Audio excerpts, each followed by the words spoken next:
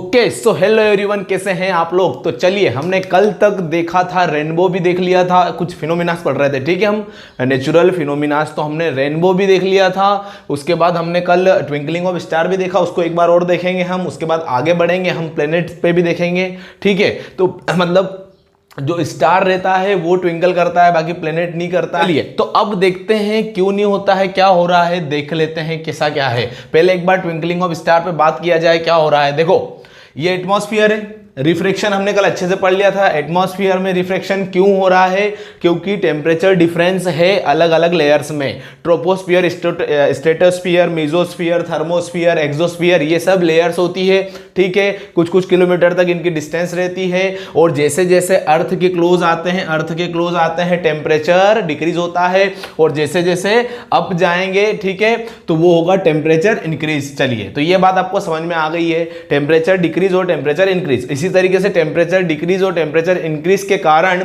Optical density में फर्क आता है। ऑप्टिकल डेंसिटी क्या होती है, प्रकाशित तौर पर, मतलब विद रिस्पेक्ट टू लाइट। हम जब भी लाइट की बात करेंगे, रिफ्लेक्शन हो, रिफ्रैक्शन हो, हमारा ये एटमॉस्फेरिक जो हमारे फिनोमिनाज हो, जहां पे रिफ्रैक्शन हो रहा है, ये आई वाला भी था, उसमें भी सारा का सारा वहां पे हमको यूज करना है ऑप्टिकल डेंसिटी, ना कि मास डेंसिटी। मास डेंसिटी और ऑप्टिकल डेंसिटी अलग अलग चीजें हैं, ठीक है। तो डेंसिटी ना लिखें, डेंसिटी का मतलब हो जाएगा मास डेंसिटी की आप बात कर रहे हो, आप लिखें ऑप्टिकल डेंसिटी। चलिए, तो इतना समझ में आ गया है। तो मतलब टेम्परेचर डिफरेंस के कारण ऑप्टिकल डेंसिटी में चेंज आता है, किनके लेयर्स के ऑप्टिकल डेंसिटी में। अब नीचे नीचे जैसे आ रहे हैं, टेम्परेचर कम हो रहा है तो ऑप्टिकल डेंसिटी बढ़ रही है, जैसे जैसे ऊपर जा रहे हैं टेम्परेचर बढ़ रहा है तो ऑप्टिकल डेंसिटी कम हो रही है, ठीक है। मतलब आपको समझ में आ गया है कि मीडियम चेंज होते जा रहा है, ऑप्टिकल डेंसिटी चेंज होगी, ऑप्टिकल डेंसिटी चेंज होगी तो हमारा लाइट जो रहेगा वो रिफ्रैक्ट होना शुरू कर देगा, ठीक है। तो एटमॉस्फेयर में जैसे ही लाइट, पहले तो ये सिंगल लाइन में चल रहे थे, मतलब यहां से मान लो कि 3 रेज आ रही है, हमने एग्जांपल के तौर पे लिया, एक स्टार लिया, ये ओरिजिनल स्टार है, ये उसकी ओरिजिनल पोजीशन है, ये एक्चुअल में स्टार है, ठीक है।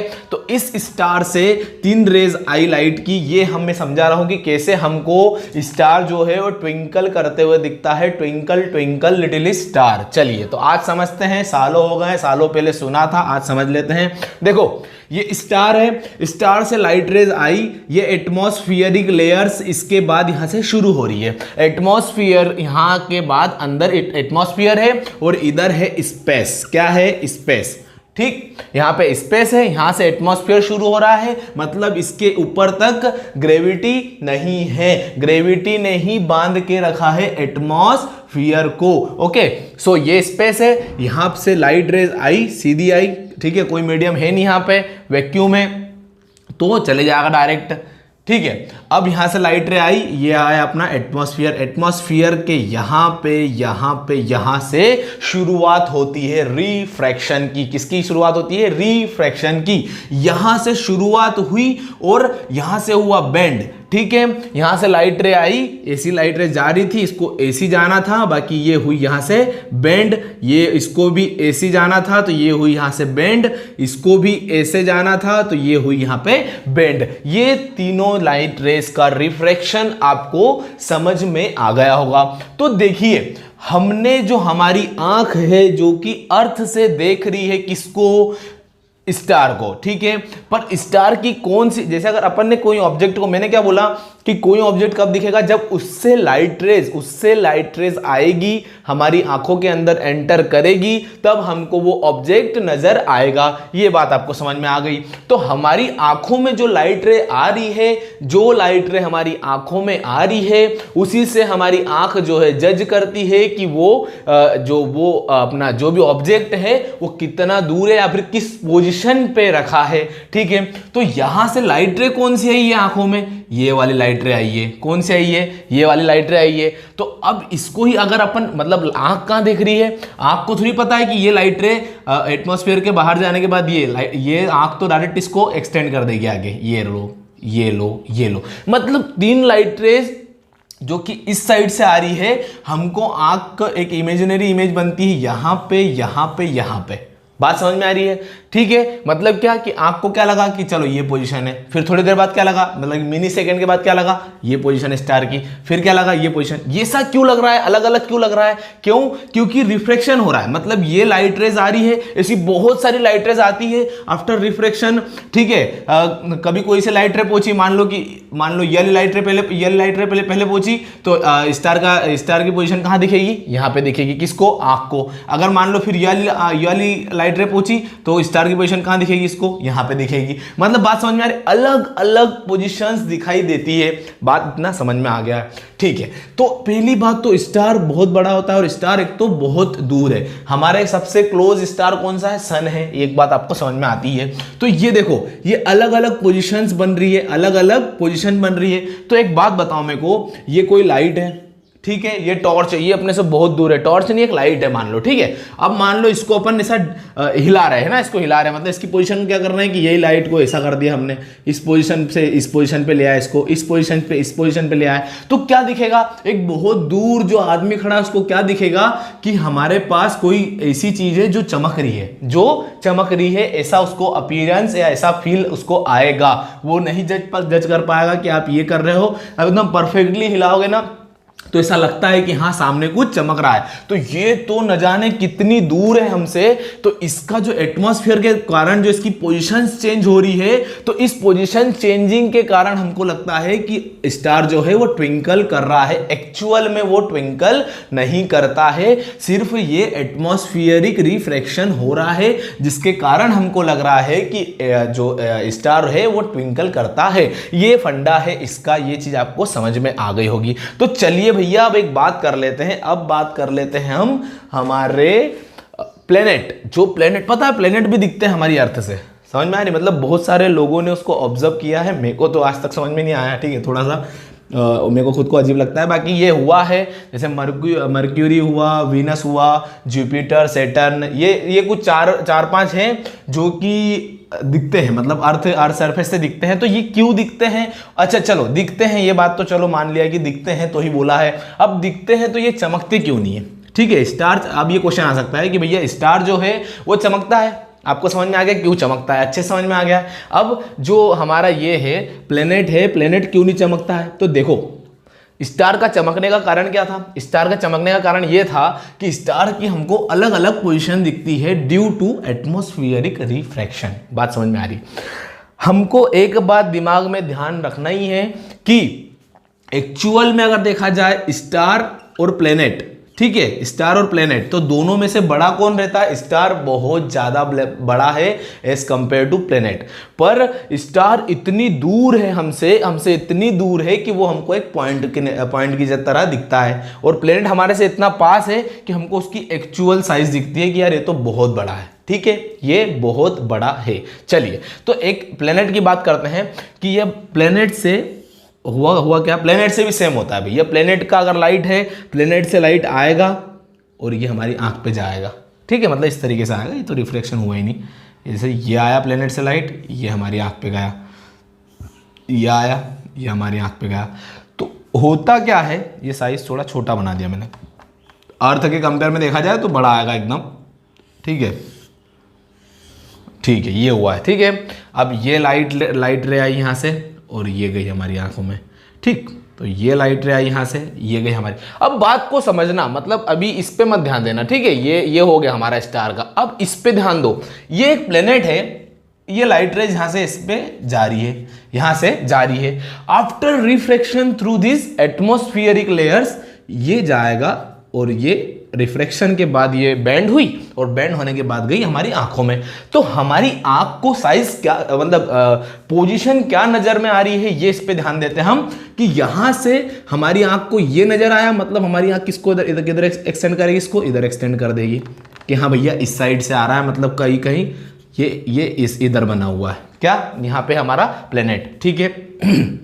अब ये हो गई, ठीक है, ये वाली रे की बात कर रहा हूं मैं। ये देखो, समझ में आ रही बात? बहुत थोड़ा सा खिचड़ी लगेगी, बाकी मैं समझाऊंगा उसका कॉन्सेप्ट क्या है, क्यों नहीं दिखता है हमको ये, मतलब ट्विंकल करते हुए क्यों नहीं दिखता है। अब मेरे को एक बात बताओ, ठीक है, ये जो हो रहा है ना, ये मैंने जितना बताया है ये तो बहुत ज्यादा बता दिया कि ये इतना डिस्प्लेस दिखता है। मेरे को एक बात बताओ कि प्लेनेट इतना बड़ा है, एक्चुअल में कौन बड़ा है? स्टार बड़ा है, ठीक है, बाकी स्टार बहुत दूर है इसलिए पॉइंट दिखता है हमको, पर प्लेनेट हमारे पास है। तो अगर हम विद रिस्पेक्ट बात करें तो प्लेनेट बहुत बड़ा है, बात समझ में आ रही? प्लेनेट बहुत बड़ा है, तो बहुत बड़ा होने के कारण इसमें जो पोजीशंस में चेंज आता है वो एक दूसरे को ओवरलैप कर लेते हैं। ओवरलैप का मतलब समझ में आ रहा है? ये जो रिफ्रैक्शन होने के बाद जो हमको इमेजिनरी जो पोजीशन दिख रही थी किसकी? स्टार की, तो ये अलग अलग दिख रही थी, ठीक है, ये अलग अलग दिख रही थी। बाकी इस केस में ऐसा नहीं है, इस केस में ये इतना बड़ा है, ये हमारे इतने पास है कि इसका एक्चुअल साइज हमको दिखता है कि यार इतना बड़ा है कि ये ओवरलैप कर जाती है, इसके रिफ्रैक्शन के थ्रू जो रेज आती है वो इतना डिस्प्लेस हो ही नहीं पाता है। ऑब्जेक्ट की जो इमेजिनरी इमेजेस बनती है वो इतना डिस्प्लेस हो ही नहीं पाता है, वो ओवरलैप ही कर देता है, जिसके कारण कि हमको उसका ट्विंकल नेचर नहीं दिखता है, वो ट्विंकलिंग करते हुए नहीं दिखता है। और ट्विंकलिंग के पीछे ट्विंकलिंग मत करना, ट्विंकलिंग के पीछे एक बहुत ही प्यारा सा रीजन है, कोई बड़ी बात है ही नहीं। एटमॉस्फेयर के कारण ये सब इमेजिनरी हो रहा है, जो कि जिसको हम मान लेते हैं ये आभासी है, ठीक है। और यही प्लेनेट के केस में देखा जाए तो प्लेनेट के केस में भी हो सब कुछ रहा है, पर वो ओवरलैप कर रहे हैं, उसकी जो इमेजिनरी पोजिशन आ रही है वो सब ओवरलैप कर जाती है क्योंकि उसका साइज बहुत बड़ा है। बस इसी के कारण हमको वो ट्विंकल करते हुए नहीं दिखता। अगर प्लेनेट ट्विंकल करते हुए दिखता तो हम जनरली हम भी देख लेते हैं अभी तक उसको, ठीक है। किसी पर्सन नहीं देखा, जैसे मतलब पूरा स्काई साफ रहना चाहिए तुम्हारा, ठीक है, क्लाउडी नहीं रहना चाहिए कहीं से कहीं तक, ओके। तो तुमको मैं तो कह रहा हूं टेलीस्कोप की भी जरूरत नहीं पड़ती, टेलीस्कोप से तो नॉर्मली आराम से दिखता है, कोई भी प्लेनेट दिखता है, तो टेलीस्कोप की भी आपको जरूरत नहीं पड़ेगी, नॉर्मली आप देख लोगे, ठीक। तो ऐसे किसी ने देखा है, मेरे को तो आज तक नहीं कभी दिखा है, जो भी है। चलो, तो ये होता है ये दोनों में कारण कि भैया स्टार्स क्यों ट्विंकल करते हैं और हमारा जो प्लेनेट रहता है प्लेनेट क्यों ट्विंकल नहीं करता है, ठीक है। तो ये हुआ। अब हम बढ़ते हैं आगे, चलिए आ जाइए। ओके, चलिए एक चीज और बता दूं इसमें, एक चीज मतलब बताना भूल गया था, वो है अपना जो स्टार रहता है वो उसकी एक्चुअल पोजीशन से ऊपर क्यों दिखता है। तो ये एकदम बच्चों वाली चीज है कि भैया ये लाइट रे आई, ये हमने इसको एक्सटेंड किया, ठीक है।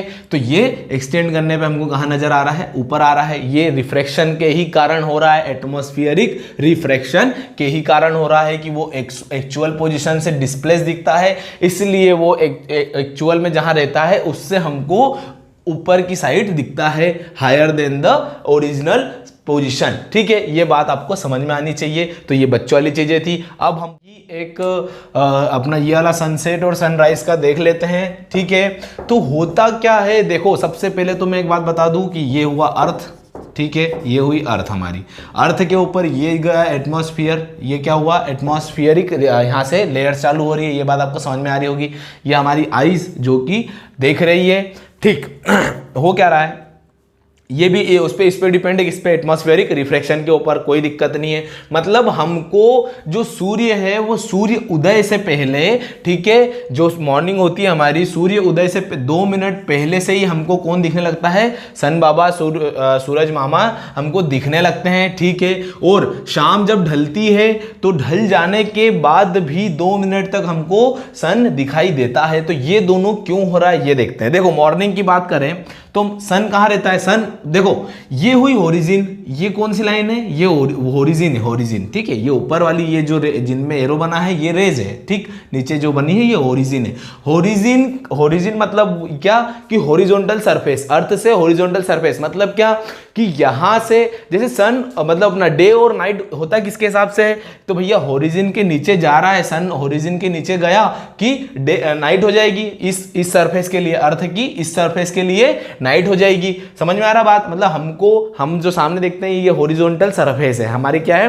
हॉरिजॉन्टल सरफेस है। हॉरिजॉन्टल सरफेस से सन नीचे गया, कि हमको ये नाइट होने लगेगी, इधर नाइट हो जाएगी। तो इसी तरीके से होता है। तो होरिजिन के रिस्पेक्ट में हम देखते हैं यहाँ पे तो क्या हो रहा है, हमारे सन से सुबह सुबह क्या होता है, हमको जल्दी दिखता है सन, ठीक है, जल्दी दिखता है, मतलब एक्चुअल में सनराइज होता नहीं है, उसके पहले दिखता है, उधर सनसेट होता नहीं है, उसके बाद तक दिखता है, मतलब सनसेट होने के बाद तक भी हमको सन 2 मिनट ज्यादा दिखता है और 2 मिनट पहले से दिखता है, मतलब टोटल 4 मिनट का फर्क आता है दिन भर में। वो क्यों आता है, कैसे आता है, वो देखते हैं। देखो ये सन है, सन की एक्चुअल पोजीशन कौन सी है, ये है। एक्चुअल में सन अभी कहाँ है, अभी तक उगा नहीं है सन, क्योंकि मैंने बोला था कि होरिजिन के जब तक सन ऊपर नहीं आएगा तब तक डे नहीं होगा, और जब तक नीचे नहीं जाएगा तब तक नाइट नहीं होगी। तो देखो अभी तो सन कहाँ है, होरिजिन के नीचे, मतलब डे हुआ नहीं है, पर फिर भी हमको डे दिखता है। ये 2 मिनट का इंटरवल रहता है कि 2 मिनट में ये यहाँ से यहाँ जा रहा है। बात समझ में आ रही हो क्यों हो रहा है, तो हमको दिखता क्यों है। तो देखो ये गई हमारी लाइट रेस, हमने बोला था ऑब्जेक्ट से लाइट रे हमारी आंखों में जाएगी तो हमको ऑब्जेक्ट दिख जाएगा। तो ये गई लाइट रे, ये गई लाइट रे, और ये लाइट रे यहाँ से रिफ्रैक्शन के बाद ये गई और रिफ्रैक्शन के बाद हमारी आंखों में गई। तो हमारी आंखों को एक इमेजिनरी इमेज कहाँ दिखी, ये इसको आगे बढ़ाया, ये इसको आगे बढ़ाया। आंख को थोड़ी पता है कि इधर से आ रही कि इधर से आ रही कि इधर से आ रही। आंख को तो ये पता है कि हाँ लाइट रे सीधी आ रही है, तो हाँ मतलब यहाँ से आ रही है लाइट। आंख को कुछ मतलब नहीं है, आंख को ये दिखेगा कि सामने से अगर लाइट रे आ रही है तो मतलब ऑब्जेक्ट सामने ही है, भले ही वो आगे पहले रिफ्लेक्शन हुआ कुछ हुआ, उसको कोई मतलब नहीं है। उसको बस इतना कि जिधर से लाइट रेज आ रही है उधर ऑब्जेक्ट है। ये बात आपको समझ में आ गई होगी। तो ये हमारी आंख को क्या दिखा कि सन की जो लाइट रेज आ रही है, तो मतलब सन कहाँ है, आंख कहाँ जज करेगी सन को, यहाँ पे जज करेगी। कहाँ पे जज करेगी, यहाँ पे जज करेगी, ठीक है। मतलब एक ये इमेजिनरी पोजीशन बनती है 2 मिनट के लिए। 2 मिनट बाद तो ये ओरिजिनल जो पोजीशन है यही ओवरलैप कर जाएगी इसको। बात समझ में आई।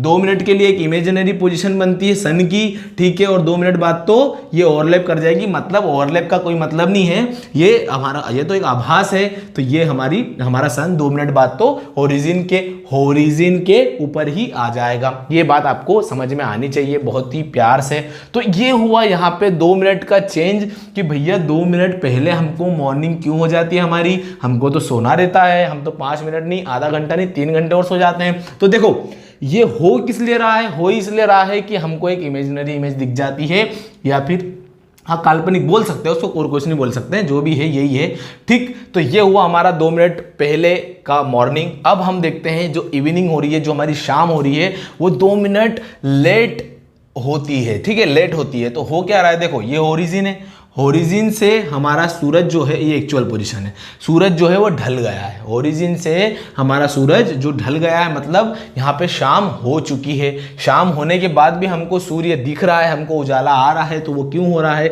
हम क्रिकेट जब खेलते हैं तो अंधेरा होता ही नहीं है, टाइम हो जाता है पर अंधेरा होता ही नहीं है। क्यों नहीं हो रहा है, रिफ्लेक्शन हमारी भी मदद करता है, एटमॉस्फेरिक रिफ्लेक्शन हमारी भी मदद करता है। कैसे हो रहा है, देखो ये लाइट रह गई, जो एक्चुअल ऑब्जेक्ट है उसी से तो लाइट रे आएगी। अपन ने क्या पढ़ा है कि भैया लाइट रे कहां से आती है, ऑब्जेक्ट से आती है। तो जो एक्चुअल ऑब्जेक्ट है, ये तो एक इमेजिनरी इमेज है इसकी, ठीक है।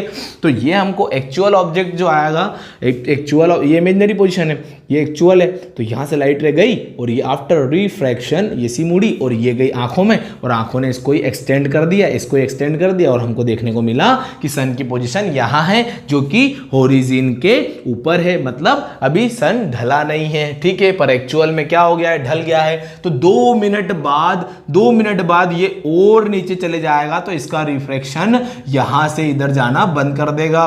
ये और ऐसा नीचे जाएगा तो इसका रिफ्रैक्शन ऐसा जाने लगेगा, ठीक है, जो कि यहां पे डे होने लगेगा, अर्थ की इस सरफेस पे नाइट हो जाएगी। समझ में आ रही बात। तो 2 मिनट पहले मॉर्निंग हो जाती है और 2 मिनट बाद शाम होती है। मतलब टोटल 2 मिनट इधर बढ़ गया, 2 मिनट इधर बढ़ गया, 2 मिनट इधर बढ़ गया, मतलब टोटल 4 मिनट का झोल है भैया एक दिन में, 4 मिनट का झोल होता है। तो चलिए ये हुआ हमारे एटमॉस्फेरिक रिफ्रैक्शन के ऊपर बेस्ड फिनोमिनास, ठीक है। अब हम स्कैटरिंग ऑफ लाइट पढ़ेंगे। स्कैटरिंग ऑफ लाइट के थ्रू हमको पता चलेगा कि ये इतने जो कलर दिख रहे हैं हमको, स्काई का कलर दिख रहा है, फलाना ढिकाना सब कलर जो दिख रहे हैं हमको, वो कैसे दिख रहे हैं। ये तो अभी हमने फिनोमिना पढ़े, बहुत ही प्यारे प्यारे, ठीक है। स्टार का हुआ, हमारे ये सनसेट सनराइज का हुआ, इस तरीके से। अब हम पढ़ लेते हैं हमारा स्कैटरिंग ऑफ लाइट। चलिए अब हम एक फिनोमेना पे बात करेंगे, scattering of light. Scattering of light क्या होता है? देखो, स्कैटर हो जाना मतलब thrown of light in random direction. मतलब देखो, एक व्हाइट लाइट जो होता है वो 7 कलर का बना रहता है, ये हम देख चुके हैं। तो ये क्या होता है, जैसे आपने घर में भी देखा होगा कि एक छोटा सा अगर छेद रहता है, वहां से अगर लाइट रेज आती है, सनलाइट रेज आती है ना, तो हमको बीच में पार्टिकल्स उड़ते हुए दिखते हैं, जो मतलब धूल के पार्टिकल जो हमारी रूम में रहते हैं वो हमको उसमें दिखते हैं, ठीक है, वो हम जज कर पाते हैं वहां पे। तो वो क्या हो रहा है, और फिर हमारा लाइट स्कैटर होता है, हल्का हल्का फैलता है। अब वो डिपेंड करता है कितनी इंटेंसिटी से लाइट आ रहा है, ठीक है। तो हमको एक अलग अलग लाइट अलग अलग डायरेक्शन में जाते हुए दिखता है, ठीक। तो वैसा ही उसी फिनोमिना को हम बोलते हैं टिंडल इफेक्ट। उसी को हम बोलते हैं टिंडल इफेक्ट, मतलब scattering of light by particle in its path is called Tyndall effect, ठीक है। मतलब लाइट रेज आ रही है, ठीक, उसमें क्या हुआ कि लाइट रेज आ रही है। अब हमारे रूम में था डस्ट, जो भी था धूल के पार्टिकल्स थे, तो वो पार्टिकल्स से हम वो लाइट रे टकराई, जितना भी उस लाइट रे के पाथ में जो भी पार्टिकल आ रहा है उससे टकराना, ठीक है। और स्कैटर, उसी को स्कैटरिंग बोलते हैं हम, ठीक है। और उसी फिनोमिना को हम बोलेंगे टिंडल इफेक्ट। मतलब ये स्कैटरिंग सिर्फ इतना हुआ कि लाइट का बिखर जाना, जो 7 कलर हैं उसमें बिखर जाना, वो डिपेंड करता है कि वो किस पार्टिकल से कोलाइड हो रहा है, मतलब किस पार्टिकल से टकरा रहा है, कौन सा पार्टिकल, किस साइज का पार्टिकल उसके पाथ में आ रहा है। क्यों? क्योंकि हमारे एटमॉस्फेयर में अलग अलग पार्टिकल्स हैं। मतलब ऑक्सीजन का पार्टिकल हुआ, मतलब ये गैसेस के पार्टिकल हुए, डस्ट पार्टिकल हुए, मॉइस्चर के पार्टिकल हुए, ठीक है, वाटर ड्रॉपलेट भी हमने देखी थी। तो ये पार्टिकल्स हैं, ये सारे पार्टिकल्स हैं, इनसे अगर लाइट रे टकराएगी तो वो स्कैटर होगी, उसी फिनोमिना को हम स्कैटरिंग ऑफ लाइट कहते हैं। चलिए, तो ये हुई बात छोटी सी, ठीक। तो जो पार्टिकल है उसके ऊपर हम थोड़ी सी देर में बात करने वाले हैं, पर उससे पहले हम 2-3 चीजें, ये बच्चों वाली चीजें जो कि पूछी जाती है और हमको पता नहीं रहता है कि हमारा जो स्काई है वो ब्लू क्यों होता है, ठीक है, ये बच्चों वाली चीज हुई एक, ठीक है। स्काई ब्लू क्यों होता है, सेकेंड हमारा ब्लू हो गया, फिर उसके बाद रेड क्यों हो जाता है, जब शाम के टाइम रेडिश हो जाता है, ठीक है, ये भी हो गया। फिर जो दोपहर के टाइम में व्हाइटिश हो जाता है, ठीक है, व्हाइटिश हो जाता है। तो ये क्यों होता है? तो देखो, सबसे पहले हम ब्लू की बात करते हैं। तो हमको पता है कि जो हमारा व्हाइट लाइट रहता है उसमें 7 कलर रहते हैं। कौन सा? विबग्योर, जिसको हम बोलते हैं violet, indigo, blue, green, yellow, orange, red. Violet, indigo, blue, green, yellow, orange, red, ये आपको पता है, ठीक है। तो हमको इसका अकॉर्डिंग पता है कैसा है कि जब इधर जाएंगे हम तो वेवलेंथ इंक्रीज होती है और फ्रीक्वेंसी को ऐसा भी डिनोट करते हैं, ठीक है, फ्रीक्वेंसी कम होती है जब आप V से R तक जाओगे। तो हमको फ्रीक्वेंसी का तो कोई ऐसा काम नहीं है, हम बात करेंगे वेवलेंथ की। देखो, वेव की वेवलेंथ जितनी ज्यादा होगी वो उतना ज्यादा ट्रेवल कर पाएगा, ये दो चीजें वेव के बारे में याद रखना कि वेव, ये आपने और उसमें भी पढ़ा होगा, 9th में भी पढ़ा होगा कि वेव की वेवलेंथ जितनी ज्यादा होगी वो उतना लंबा ट्रेवल कर पाएगा, वेव की वेवलेंथ जितनी ज्यादा होगी वो उतना कम डाइवर्ट होगा, डेविएट होगा या फिर रिफ्रैक्ट होगा। बात समझ में आ रही है? रिफ्रैक्शन भी क्या है? एक डेविएशन है, ठीक है, रिफ्रैक्शन भी एक डेविएशन देखा था हमने, ठीक है। तो क्या हुआ कि डाइवर्ट होना या डेविएट होना या रिफ्रैक्ट होना, मतलब वेवलेंथ जितनी ज्यादा उतना कम रिफ्रैक्शन, बट वेवलेंथ जितनी ज्यादा वेव जो है वो उतना लंबा डिस्टेंस ट्रेवल कर सकती है। ये बात आपको समझ में आना चाहिए। तो चलिए, अब हमने देखा कि वॉयलेट जो है उसकी वेवलेंथ जो है वो सबसे कम है, वॉयलेट की वेवलेंथ सबसे कम है, ठीक है। तो वॉयलेट की वेवलेंथ सबसे कम है तो ये सबसे ज्यादा क्या होता है? डेविएट होता है, ठीक है। तो सर फिर हमको ब्लू की बजाय वॉयलेट दिखना चाहिए, ठीक है। तो इसमें एक और कंडीशन आती है। तो ये अब हम देख सकते हैं कि ये जो 3 कलर है, वॉयलेट, इंडिगो और ब्लू, ये 3 की वेवलेंथ कम है, मतलब ये सबसे ज्यादा डेविएट होते होंगे। तो जो सबसे ज्यादा डेविएट होता है वो हमको स्काई में मैक्सिमम टाइम के लिए दिखता है। जो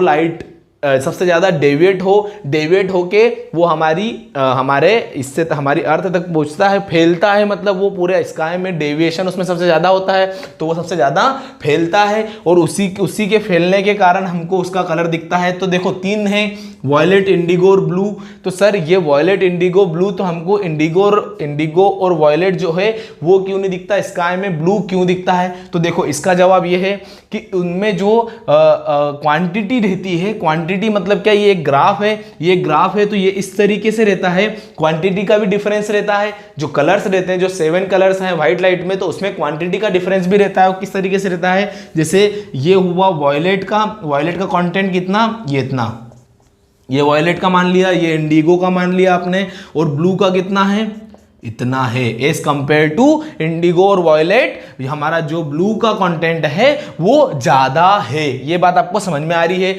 वो ज्यादा है, ब्लू ज्यादा है, ठीक। तो वही व्हाइट लाइट में जो रहता है, जो हमारा ब्लू है उसकी क्वांटिटी ज्यादा रहती है, इसी के कारण वो एक तो क्वांटिटी बढ़ गई है और डेविएट अच्छा खासा हो रहा है, रिफ्रैक्शन इसका अच्छा खासा हो रहा है, तो इसीलिए हमको ब्लू स्काई दिखाई देता है मैक्सिमम टाइम। ये बात आपको समझ में आ गई है। चलिए अब उसके बाद हम बात कर लेते हैं रेडिश। रेड क्यों दिखता है शाम के टाइम? तो देखो एक बहुत जनरल सा फंडा है कि ये हुई आपकी, इसमें अगर आप देखा जाए तो ये हुई आपकी अर्थ, ये हुई आपकी लाइन ऑफ ओरिजिन, ठीक है, हमने ओरिजिन पढ़ा है अभी थोड़ी देर पहले कि लाइन ऑफ ओरिजिन क्या होता है, उसको समझाने की कोई जरूरत नहीं है। ये हुई आपकी अर्थ, ये हुई लाइन ऑफ ओरिजिन, और ये हुआ आपका sun at the time of sunrise and sunset, ठीक है। तो ये हुई सन की पोजीशन। तो एक बात ध्यान रखना जो हम देखना चाह रहे हैं कि सन की जो पोजीशन रहती है वो सबसे दूर डिस्टेंस पे रहती है। कब? जब सन राइज होता है या सन सेट होता है, उस टाइम पर सन सबसे फार डिस्टेंस पे रहता है अर्थ के। एक बात ध्यान रखना, हम इस एरिया के रिस्पेक्ट में बात कर रहे हैं जहां से हम सनसेट और सनराइज देखते हैं। तो बात समझ में आ रही है? तो सर इसमें होता क्या है, मैंने आपको बताया था कि जिसकी वेवलेंथ जितनी ज्यादा वो उतना लंबा ट्रेवल कर पाता है। तो ये जो है ना, इनकी वेवलेंथ उतनी कम है कि ये वहां तक डिस्टेंस ट्रेवल कर ही नहीं पाते हैं। भले ही डिफ्रैक्शन ज्यादा होता है इनमें, उससे कोई मतलब नहीं है। जो लंबा चल पाता है वो रहता है हमारा रेड कलर, ठीक है। जो रेड कलर वहां रहता है वो हमारा लंबा चल पाता है। और ऑरेंज एक मिक्सचर दिखता है, ठीक है, येलो ऑरेंज रेड का एक मिक्सचर दिखता है। ऐसा भी नहीं कि एकदम लाल आसमान दिख रहा है, एक रेड येलो ऑरेंज का एक मिक्सचर दिखता है। क्यों? क्योंकि इनकी वेवलेंथ ज्यादा होती है। तो वेवलेंथ ज्यादा होने के कारण ये लंबी डिस्टेंस ट्रेवल करते हैं और हमको दिखाई देता है स्काई कैसा, रेड इन कलर, रेडिश, ठीक है, रेडिश येलो, रेडिश ऑरेंज, इस तरीके से हमको वो नजर आता है, ठीक है। अब सर नून के टाइम पे 12 बजे भर दोपहरी में इतनी धूप लगती है तो ये वाइट कलर दिखता है हमको, दिखता है कुछ मतलब कभी कभार ब्लू भी दिखता है, पर हल्का सा वाइट, मतलब एक वाइट तो दिखता है जब अच्छी खासी कड़क धूप होगी तब, ठीक है, जब आप चाय पीते हो एकदम कड़क धूप में, ठीक। तो वाइट कलर जो होता है वो वाइट कलर क्यों दिखता है? तो एक बात और ध्यान रखना कि इस पोजीशन में सन सबसे दूर है, तो इस पोजीशन में सन सबसे पास है अर्थ के। एक बात ध्यान रखना, ठीक। तो यहां पर क्या होगा सर कि यहां पर जो एटमॉस्फेयर के कारण रिफ्रैक्शन होना चाहिए वो उतना हो नहीं पाता है। क्यों? क्योंकि डायरेक्ट सनरेज गिरती है तो ये क्या रहता है कि कम से कम डिस्टेंस रहती है तो कम से कम रिफ्रैक्शन हो पाता है, कम से कम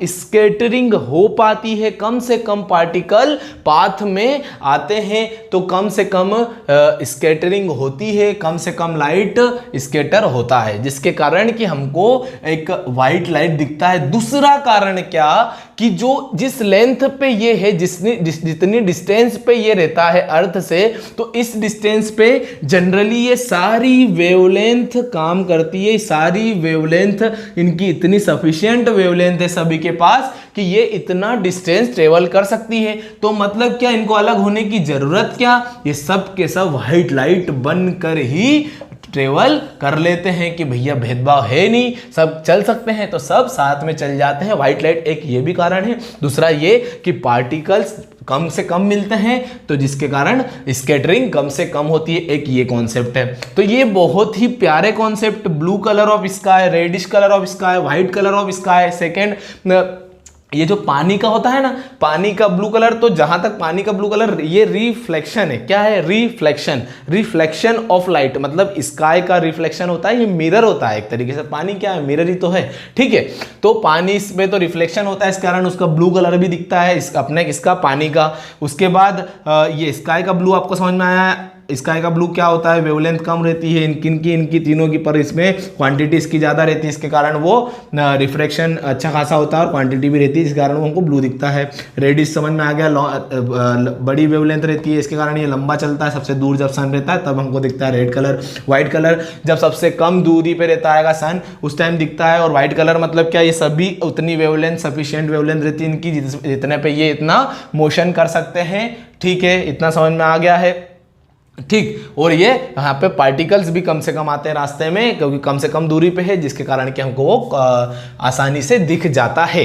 तो ये हुआ हमारे फिनोमिनास, एक बच्चों वाले फिनोमिनास। बस अब एक लास्ट सी चीज देख लेते हैं। वो पार्टिकल पे बात कर ली थी, तो पार्टिकल पे बात कर ही लेते हैं कि होता क्या है। कुछ नहीं है, मैं सिर्फ ये बताना चाह रहा हूँ आगे कि अलग अलग साइज के पार्टिकल रहते हैं, अलग अलग साइज के पार्टिकल रहते हैं, उनसे अलग अलग स्कैटरिंग होती है, ठीक है। जो बड़े पार्टिकल्स रहते हैं डस्ट के और इनके, उनसे स्कैटरिंग कम से कम होती है। हाँ चलो डायरेक्ट बता देता हूँ। जो बड़े पार्टिकल्स रहते हैं डस्ट के, मॉइस्चर के, उनसे स्कैटरिंग कम से कम होती है। बाकी जो छोटे पार्टिकल रहते हैं गैसियस पार्टिकल्स, उनसे स्कैटरिंग ज़्यादा होती है। बस ये बच्चों वाली दो बातें थी, ठीक है। तो स्कैटरिंग उस हिसाब से होती है, इसलिए हमको ये इतने डिफरेंट कलर दिखाई देते हैं। एकदम सेम अमाउंट की स्कैटरिंग होती नहीं, एक बात बता दूँ मैं, ठीक। इसलिए किसी भी टीचर पे ज़्यादा हावी नहीं होना कि सर ऐसा तो ऐसा ही क्यों हुआ, वैसा तो वैसा ही क्यों हुआ। दो चार चीज़ें रहती है, उनको मिला के एक आंसर बनता है कि हाँ भैया ये भी वहाँ पे मायने रखता है।